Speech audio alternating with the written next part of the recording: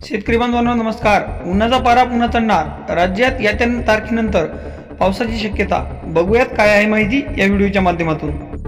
राज्यात आता तापमानात वाढ होताना दिसत आहे।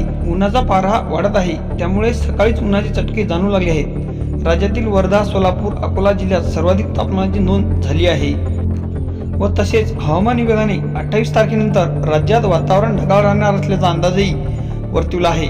तसंच काही ठिकाणी हलका पाऊसही पडू शकतो। यामुळे तापमानात प्रचंड वाढ होताना दिसत आहे।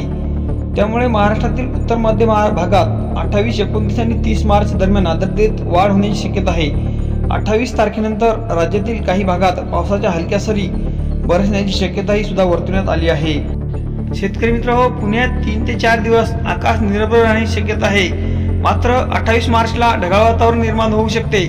या दरम्यान 1 ते 2 डिग्री तापमानात वाढ होण्याची शक्यता आहे। 31 मार्च नंतर पुन्हा वातावरणात बदल होणार असल्याचे हवामान विभागाने म्हटले आहे।